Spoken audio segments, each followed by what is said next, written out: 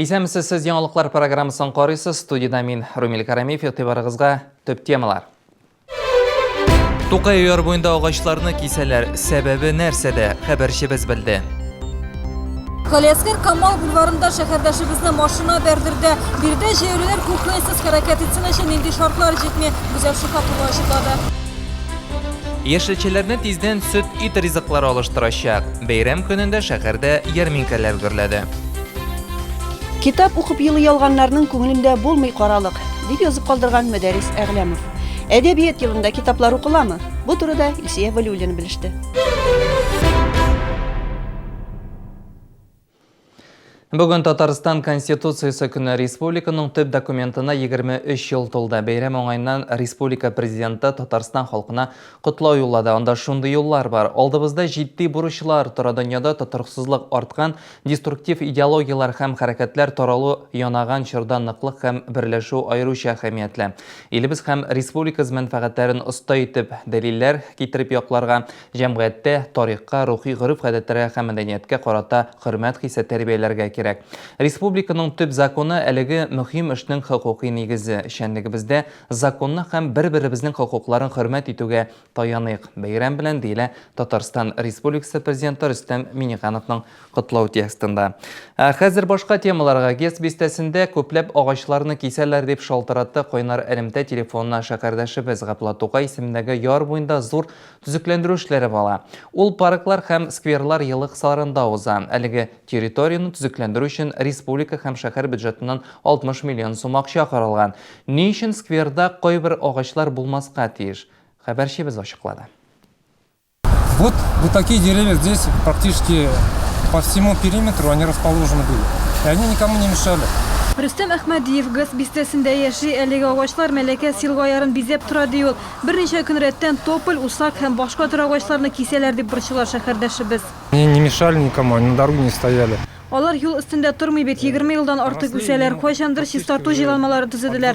Шул вакытта агачларны җир белән тигезләп киткәннәр иде. Шуннан соң алар үзеннән-үзе тырышып тырмашып үсеп киттеләр, ә хәзер яңадан агачларны юк итәләр. Шәһәр яшелләндерү хуҗалыгы хезмәткәрләре аерым агачларны гына кисәбез ди. Алар нигездә я күп санлы ботакларга тармакланган, я менә-менә аваң дип торган агачлар. Бүген Тукай проспекты буйлап төзекләндерү эшләре алып барыла. Бирдә сквер булачак, юлларга тротуар плитәсе җәелә, велосипед юллары ясала. Тиздән яктырткычлар да урнаштырылачак. Кайбер агачлар төзекләндерү алып барырга комачаулый. Берничә көннән эшчеләр тротуар салуны төгәллиләр. Наш участок, который нам дали. Безгә бирелгән участок 250 метр һәм 137 метр. Без бу урында төзекләндерүне 2 көн эчендә тәмамлыйбыз. Велосипед юлларын һәм асфальт җәю белән икенче бригада шөгыльләнәчәк. Тротуарның озынлыгы барлыгы 4 чакрымнан артык булачак. Сквер Кыңгыраулы күпер территориясеннән башланып, Муса Җәлил проспектына кадәр дәвам итәчәк. Киселгән агачлар урынына яңаларын утыртырга ниятлиләр. Язын биредә ылыслы агачлар, куаклар һәм башка декоратив үсемлекләр булачак. Гүзәл Шухапова, Андрей Рачеев, яңалыклар. Бүген Республика прокуратурасы башкарма комитеты җитәкчесе урынбасары Денис Щербаны эштән алуларын таләп итте. Сәбәбе халык ышанычын югалту. Исегезгә төшерәм, октябрь уртасында төзелеш идарәсе башлыгы турында интернет порталда язма пәйда булды. Анда чит ил инвесторы түрәне документларны рәсмиләштерү сорагын бозуда гаепләде. Инвестор белдерүенчә, тиешле имза бары тик Щерба әйткән генподрядчы белән эшләргә вәгъдә иткәч кенә барлыкка килгән. Прокуратураның Щербаны эштән азат итү турындагы таләбен үтәү мәҗбүр. 33 яшьлек Денис Щерба май аенда архитектура һәм шәһәр төзелеш идарәсе башлыгы итеп билгеләнде. Тикшерү эше 22 октябрьдә башланды. Тикшерү барышында шәһәр башкарма комитеты эшчәнлегендә муниципаль хезмәтләр күрсәткәндә закон бузу очраклары барлыгы ачыкланды. Антикоррупцион законны бузу очрагы турында шикаят була торып, Денис Щерба тарафыннан конфликтны булдырмый калу өчен бер нәрсә дә эшләнмәгән. Чаллыда прокуратура тагын бер объектны тикшерә. Бу елу хокук сакчылары 17-нче мәхәлләдә урнашкан 67-нче балалар бакчасында булган вакыйга белән кызыксынган. Республика прокуратурасы сайтында сәламәтлеге шикле 5 яшьлек балага көзге бал бәйрәмендә чыгыш ясарга рөхсәт итмәгәннәр. Баланың әнисенә тамашачы буларак залда утырып торга гына кушканнар. Заведующая говорит: Бакча мөдире әйтә, мин сезне кызыгыз белән тамашачылар янында утырып торуыгызны сорар идем ди. Мин әйтәм, ничек инде залда? Ул бит әзерләнде, ә мөдир миңа юк, кызыгыз шигырь сөйли алмаячак, балаларга комачау гына әйтәчәк ди. Прокуратура тикшерү нәтиҗәсендә балалар бакчасы мөдиренең әмәлләренә бәя биреләчәк. Бу хакта тулырак дүшәмбе көне яңалыклар чыгарылышында без һичшиксез күрсәтәчәкбез.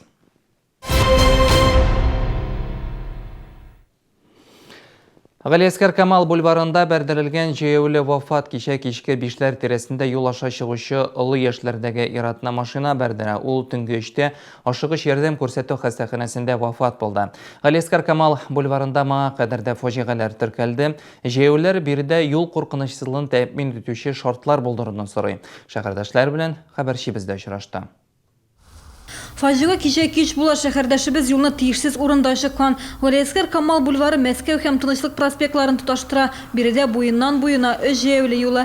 Әмма шәһәрдәшләр бу гына аз ди. Өстәвенә ялларда биредә ярминкәләр оештырыла. Шәһәрдәшләр юлны тиешсез урыннан чыгарга мәҗбүр. Здесь нет переходов. Биредә җәяүле юллары юк. Без әнә теге юлдан йөрибез. Переходы здесь нужны. Җәяүле юллары кирәк, монда бер генә юл, ул гына аз.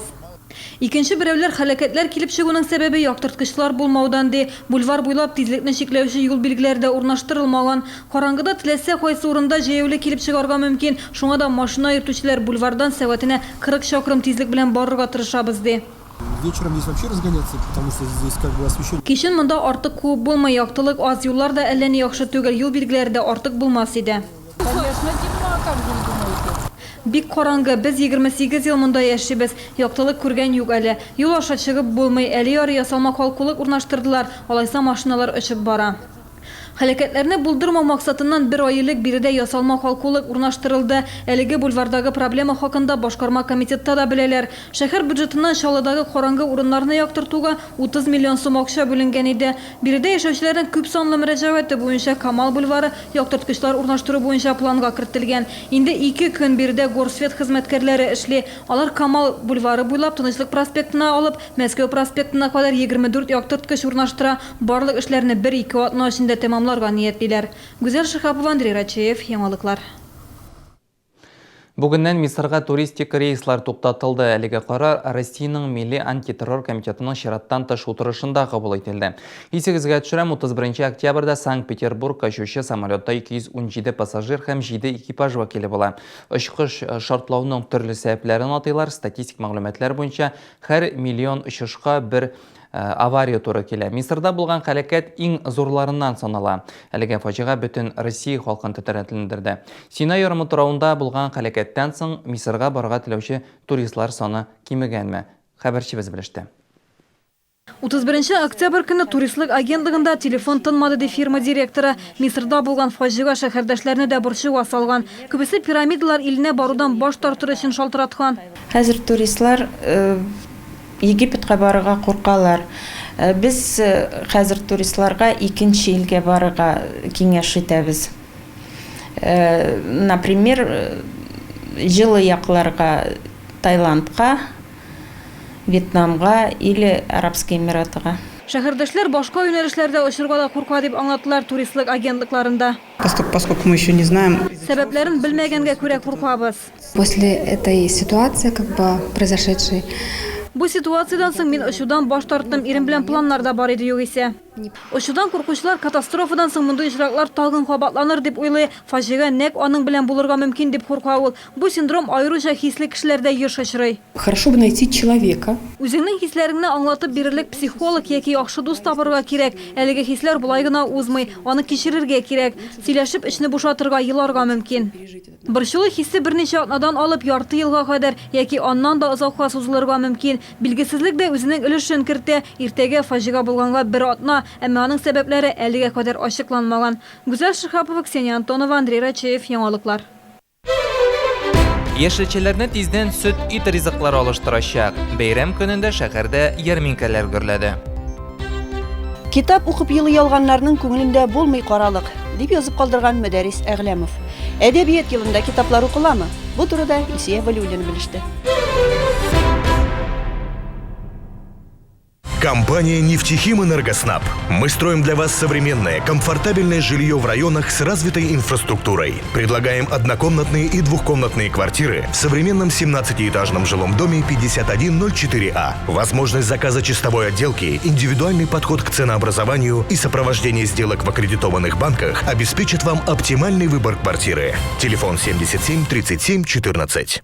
Безлимитный 4G интернет, безлимитные звонки внутри сети, безлимитные СМС, 3 безлимита за 3 рубля в день. Переверни свое представление о ценах на мобильную связь. Подключи в салонах «Летай мобильная связь» и ТАТ-Телеком 843 7 двоек. Акция действует до 15 декабря. В честь 30-летия санатория «Жемчужина» всем пенсионерам только в ноябре. Скидка 30%. Подробности по телефону 92 60 50. С профессиональными праздниками. С Новым годом, днем рождения или свадебным торжеством. По поводу и без повода. Поздравляйте своих коллег или близких на телеканале Челны ТВ. Бегущая строка всего 160 рублей слово. 40 трансляций в день. Прием объявлений по телефону 56 15 09. Поздравить повод всегда найдется.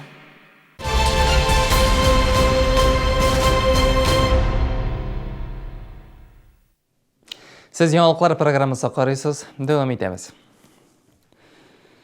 Бүгін ярминкалерде ержешелерінің соңғы күн сатылды. Шолыда күз дауымында ярминкалер Ғалескар Камар бульварында, Сорман трактында, Шамил Усманов урамында һәм Южный агросәнәгать паркында узды. Республиканың төрле районнарынан фермерлар үз продукциясын тәкъдим итте. Суқлар башланғач, эшмәкәрләр ачык һавада бәрәңге һәм кишерләр сата алмаячак. Сарман трактында ярминке иртәдән үк башланды. Сатучылар үзләре җитештергән экологик чиста товарлар тәкъдим итә. Ит, сөт ризыклары, яшелчәләр. Без инде менә шул үзебез үстерергә тырышабыз. Исәгә дә терләй алсак та, үзебез суырга тырышабыз. Инде суйганда без инде бойны аркылы үтсәк тә тырышабыз, җыгып безнең әби бабайлар кебек. Ит продуктларының сыйфатын ветеринарлар тикшерә, белгечләр кагыйдә бозу очраклары юк ди. Вак хаталарын урында ук төзәтәләр. Гадәттә сатучылар гадел сыйфат өчен үзләре үк җавап бирә. Быел балны бик әйбәт алалар. Бол бик күп булмады. Яңа елга кадәр җитсә ярый. 14нче елны бик күп булды бол, юкә балы күп булды. Быел взятокны буквально 3-4 көн генә бирде кырт. Берничә тапкыр чыгабыз ярмаркаларга, мамадыш товарлары сатабыз. Авыл Койм аграрский районнан авыл продукциясын алып килдек. Кеше бик яратып ала, хайран гына йөриләр. Шәһәрдәшләр дә биредәге ярминкәләрдән канәгать, күбесе биредә кышка җитәрлек продукция сатып ала. Бик күңелле, әле бүген белмәгән икән, күңелле радиосын тыңлыйбыз бит. Шуннан ишеттем, бүген ярмарка була, санабышын суббота көннән буладыр я. Бал, ит, тагын нәрсә, балык алдык. Сатып алучылар өчен барлык уңайлыклар тудырылмаган ди шәһәрдәшләр. Ярминкә вакытында алар автомобиль юлларын ябуны сорый. 2 атна элек ярминкә вакытында машина җәяүлене бәрдергән. Тут ходят машины. Машиналар сатып алучыларга комачаулы ярминкә урынына кермәсеннәр иде. Мы жители рядом тут живем, да? Без якында гына яшибез, машиналар гел йөреп тора. Бу безгә ошамый. Ярминкәләр киләсе атнада да дәвам итәчәк, әмма синоптиклар салкын һава торышы вәгъдә итә. Шуңа яшелчә һәм җиләк җимешләр сатылмаячак, өстенлек ит һәм сөт ризыкларына биреләчәк. Гүзәл Шихапова, Гүзәл Хәбибуллина, Ленар Султанов, яңалыклар. Әдәбият елы төгәлләнү алдында тиздән узып баручы елга йомгаклар ясалачак. Әдәбият елында китап укучылар арттымы? Хәбәрчебез белеште. Миңа Зифа Кадырованың соңгы китабын бирегез әле. Менә яңа чыккан "Сез килгән язлар" дигән китабы. Лесен Әглиуллина китап алырга махсус Бөгелмә шәһәреннән килгән. Бездә мондый бай китап кибетләре юк. Өйдә китапларыбыз бик күп, әмма яңаларын да алып торабыз. Улыма 3, кызыма 1 яшь, зурысына Сабантуй журналы укыйбыз. Балалар күбрәк рәсемнәрен карарга ярата ди ул. Мин кабаттан сызгыра торган уклар романын укыйм. Укыганыма 5-6 ел булгандыр инде, хәзер кабаттан укыйм. Кызыксынып, быел беренче тапкыр татар теле укыта башладым, шуңа күрә яңадан татар телен искә төшерергә дип сызгыра торган уклар укыйм. Балалар китапларын укырга яратам, чөнки нигә дисәгез, балага мәктәпкә булышырга теләмәйм, шуның өчен менә укырга тырышам. Абдулла Алиш китаплары, Шәүкәт Галиевның шигырьләрен укыштырабыз инде. Кибетләрдә китапларның ниндиләре генә юк. Төслесе дә, матур рәсемнәр белән шуарланганы да, калын-калын томлы романнар да. Укысыннар гына. Хәтта китапка беркетеп чыгарылган дисклар да барлыкка килде. Аларны балалар аеруча яратып ала. Китап дигәч иңелек рәт-рәт тезелгән киштәләре белән китапхана күз алдына килеп керә. Кинофильмнарда сурәтләнгәнчә серле дә, сихри дә кебек бу урын. Әйтерсең, иң мөгъҗизалы, кеше ышанмастай хәлләр биредә булырга мөмкин. Менә китап битләре ачылып китәр дә, андагы геройлар идәнгә сикереп төшәр кебек.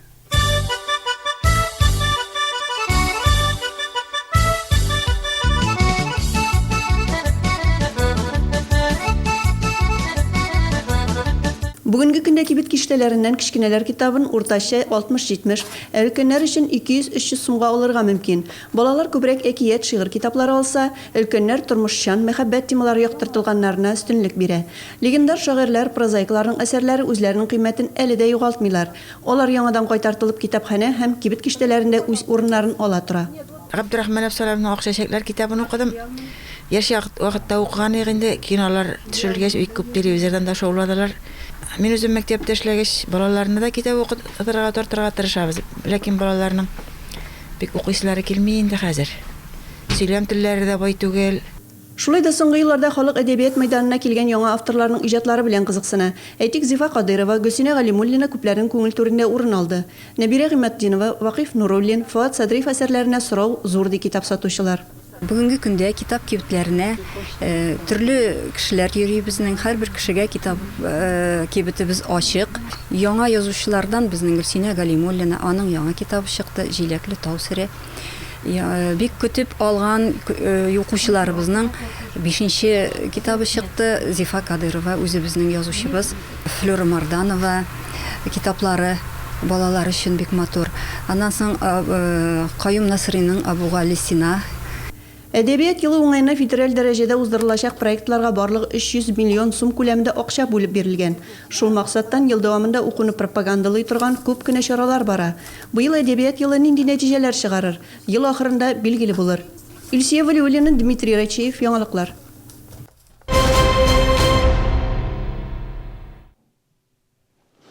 Бу минутларда шәһәр без сарайында Шаллы хоккей клубы Глазовтан килгән Прогресс белән икенче матч үткәрә. Беренче уен кичә булган иде. Удмуртия хоккейчылары Шаллы чемпионатында үзләренең урыннарын яхшыртыр өчен килгән. Бу матчка кадәр бүреләр турнир таблицасының ахырында иде. Беренче периодта Прогрессның таблицадагы соңгы рәттән чыгып китәсе килгәнлеге сизелде. 7нче минутта Борис Михайлов башкалардан күпкә аерылып торды. Кунакларның алдагы берничә тапкыр алка кертеп карау теләге бернинди дә файда китермәде. Киресенчә, Шаллы командасының мөмкинлеге күбрәк иде. Беренче период ахырына кадәр Демид Лучников белән Дмитрий Бикбулатов Шаллыны алга чыгарды. Икенче бүлек уртасында аклы кызыллар Кирилл Маландинның төгәл кертелгән алкасы нәтиҗәсендә исәпне тигезләде. Бу матчта кунакларның соңгы нәтиҗәле хәрәкәте шушы булды. Мы же разбираем, то есть как бы все. Без бит көндәшләрнең барысының да характерын өйрәнәбез. Егетләргә куркыныч килеп туган очракта алка кертә алырлык урыннарга сакчылар бастырабыз. Егетләр булдыра, гомумән яхшы эшләделәр. 3нче периодта шәһәрдәшләр көндәшләрен ныклап кысрыклады. Үзенең дежур алкасын Айдар Ханнанов кертте. Матчта соңгы исәпне Шаллы капитаны Марат Исмәгыйлев хуҗалар хисабына 4-2 белән тәмамлады. Давили больше мы. Без күбрәк кысрыкладык. Алар әзгенә сүлпәнләнде. Без алардан бер башка күтәрелдек һәм җиңдек. Прогресс Шаллы командасы ярдәмендә югары баскычка күтәрелә алмады. Бүреләр Көнчыгыш турнир таблицасында соңгы рәттә кала бирә. Шаллы ранг табелиның 3нче баскычында. Илсия Валиуллина, Константин Величко, яңалыклар. Бу сезгә җиткерәсе соңгы мәгълүматыбыз иде. Алда безне яллар көтә. Мин Румел Кәримов сезнең белән саулашам. Китәсе очрашуларга кадәр исән-имин булыгыз.